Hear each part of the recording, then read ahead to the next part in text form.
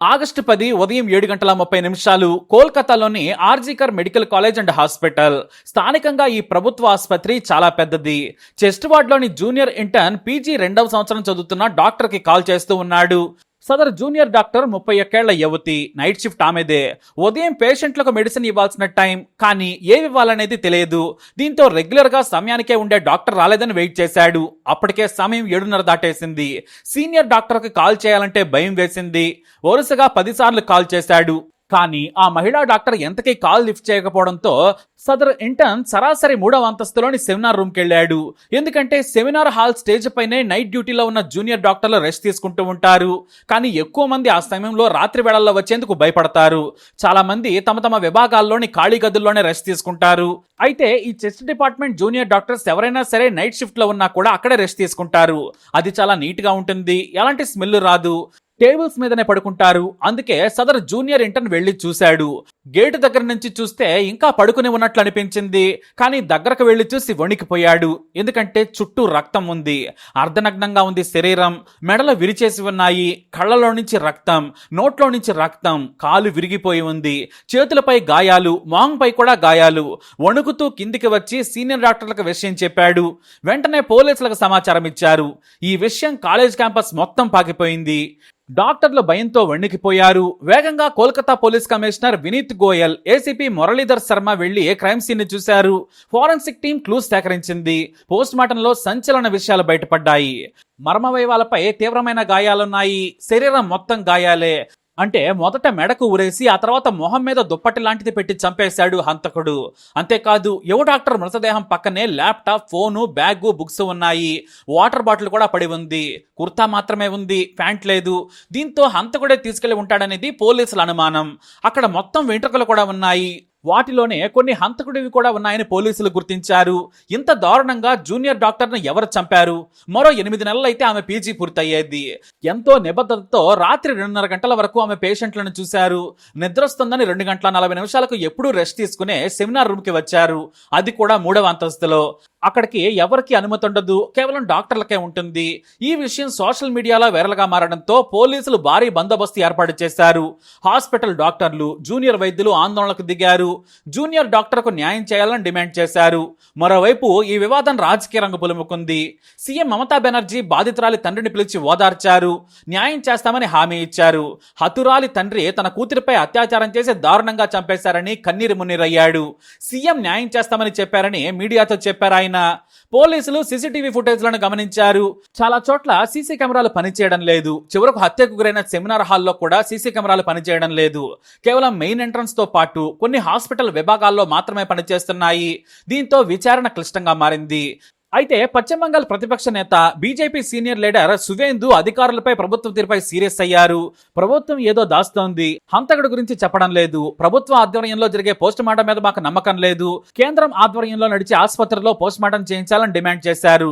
CBI ఎంక్వైరీతోనే నిజాలు బయటకు వస్తాయని తేల్చారు. ఆసుపత్రి వర్గాలతో పోలీస్ కమిషనర్, ఆరోగ్య శాఖ అధికారులు చర్చలు జరిపారు. ఏం జరిగిందనేది తేల్చడానికి ఆసుపత్రి 11 మందితో ప్రత్యేక టీంను ఏర్పాటు చేసి అంతర్గత విచారణ చేస్తున్నట్లు ప్రకటించారు. మరోవైపు ప్రభుత్వం కూడా స్పెషల్ ఇన్వెస్టిగేషన్ టీం ఏర్పాటు చేసింది. అయితే అప్పుడే హంతకుడు గురించి సంచలన విషయాలు తెలిసాయి. 31 ఏళ్ల జూనియర్ డాక్టర్ ను దారుణంగా చంపిన హంతకుడి పేరు సంజయ్ రాయ్. అత్యంత హేయంగా చంపేసి కూల్ గా వెళ్లి ఇంట్లో బొజ్జన్నాడు నీచుడు. సరిగ్గా పోలీసులు వెళ్లి డోర్ కొట్టగానే కళ్ళు నలుపుకుంటూ వచ్చి తలుపు తీశాడు. స్పెషల్ ఇన్వెస్టిగేషన్ పోలీసులను చూడగానే స్మైల్ కూడా ఇచ్చాడు సంజయ్ రాయ్. ఇక అప్పటికి తన ఒంటి మీద ఉన్న షర్ట్ పై కేపీ అని రాసి ఉంది. అంటే కోల్కతా పోలీస్ అని. పోలీసులు లాక్కుని వెళుతుంటే కావాలంటే నన్ను ఉరి తీయండి అంటూ వెళ్లి కారెక్కాడు. అంటే ఇన్వెస్టిగేషన్ మొదలు పెట్టక ముందే తాను చేసిన నేరాన్ని అరెస్ట్ చేయగానే ఒప్పేసుకున్నాడు. ఎందుకంటే కారణం ఉంది. ఇతను 2019 నుంచి పోలీస్ వాలంటీర్గా పనిచేస్తున్నాడు. అయితే లేటెస్ట్ గా ఆర్జీకర్ మెడికల్ కాలేజ్ దగ్గరలోని అవుట్ పోస్ట్ లో వేశారు. అలానే ఇతను పోలీస్ కాదు. అసలు అతను నైట్ డ్యూటీలో ఉండకూడదు. అవసరమైనప్పుడు మాత్రమే అతని సేవలను పోలీసులు వాడుకుంటారు. దాన్ని ఉపయోగించుకొని తన షర్ట్ పై కేపీ అని రాసుకున్నాడు. ఆ తర్వాత తన బైక్ పై కూడా కేపీ అని రాసుకున్నాడు.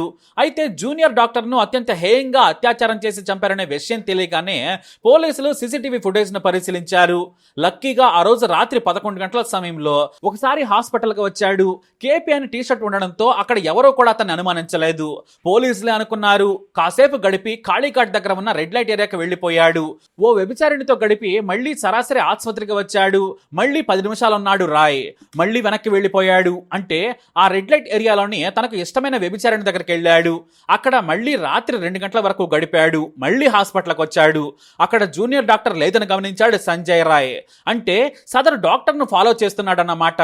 అలసిపోగానే ప్రతిరోజు రాత్రి 2 గంటల తర్వాత సెమినార్ హాల్లో పడుకుంటుంది ఆ డాక్టర్.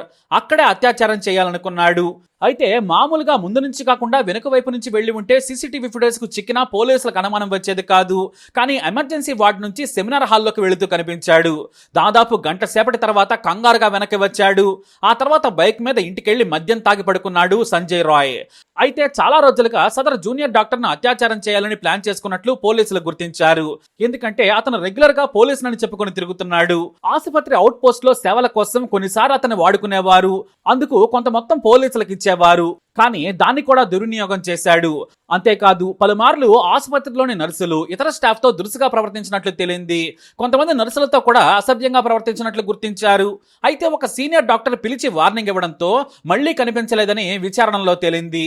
ఇక పోలీసులు అతని ఫోన్ ను గమనించగా బూతు సినిమాలకు అలవాటు పడ్డానని గుర్తించారు. బూతు చూడటం, బూతు పనులు చేసేందుకు రెడ్ లైట్ ఏరియాకు వెళ్లడం చేసేవాడు.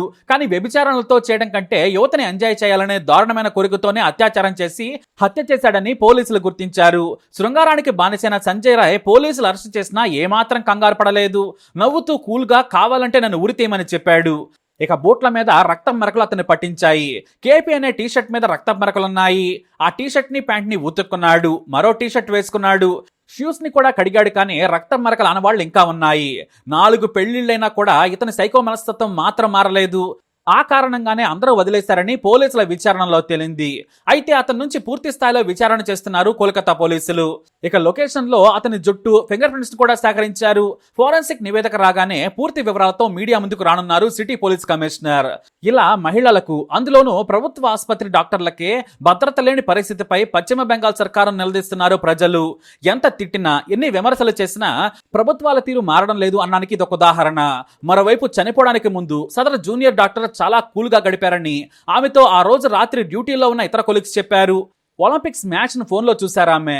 ఇతర స్నేహితులతో కలిసి నీరజ్ చోప్రా జావెలిన్ త్రోను చూసి ఎంజాయ్ చేశారు. గోల్డ్ మిస్ అయినందుకు ఆమె బాధపడ్డారు. ఇక ఆలస్యంగానే తాను తెచ్చుకున్న డిన్నర్ బాక్స్ ను ఓపెన్ చేసి 3 కొలీగ్స్ కలిసి తిన్నారు. మళ్ళీ డ్యూటీలో జాయిన్ అయ్యి ఆమె పేషెంట్స్ అందరినీ చూశారు. వెళ్లే ముందు తల్లికి లేట్ అయినా కూడా కాల్ చేశారు ఆమె. బహుశా ఆమెకు అదే చివరి కాల్ అవుతుందని ఊహించలేదేమో పాపం. తన తల్లి పడుకుంటుందని తెలిసినా ఫోన్ చేసి మరీ మాట్లాడారు ఆ సదరు డాక్టర్. మళ్ళీ కాసేపు రౌండ్స్ కు తిరిగి కొంతమంది పేషెంట్స్ కి ధైర్యం చెప్పి విశ్రాంతి తీసుకుంటానని సెమినార్ కు వెళ్లినట్లు పోలీసులు తెలియజేశారు. ఇంత క్రూరంగా హత్య చేసి వెళ్లి హాయిగా పడుకున్నాడంటే ఎంతటి దుర్మార్గుడో మనం అర్థం చేసుకోవచ్చని పోలీసులు చెప్పారు. నన్ను ఉరి తీసుకోండి నవ్వుతూ చెబుతున్నాడు. అంటే ఏం చేయడానికైనా సిద్ధమయ్యాడు హంతకుడు రాయ్. అయితే పెద్ద ఆసుపత్రిలో సీసీ కెమెరాలు సరిగ్గా పనిచేయకున్నా కూడా ఎవరో పట్టించుకోవడం లేదని తెలిసింది. ఇక జూనియర్ డాక్టర్లు, ఇతర ఇంటర్న్స్ తో పాటు కనీసం సిబ్బందికి కూడా సరైన టాయిలెట్స్ కూడా లేవని వాపోయారు. ఎక్కడ ప్లేస్ ఉంటే అక్కడ పడుకుంటున్నాం, ఇలానే చదువుకుంటున్నామని ఆవేదన వ్యక్తం చేశారు. ఇప్పుడు ప్రభుత్వం కళ్ళు తెరిచి అన్ని ఏర్పాట్లు చేస్తామని ప్రకటించడం విశేషం. మరి నీచాతి నీచుడు ఈ హంతకుడు సంజయ్ రాయ్ని ఏం చేయాలి? ఎలాంటి శిక్ష విధించాలి? మీ అభిప్రాయాన్ని కమెంట్ ద్వారా తెలియజేయండి. ఈ వీడియో అప్డేట్స్ కోసం మై ఛానల్ ఫాలో అవ్వండి.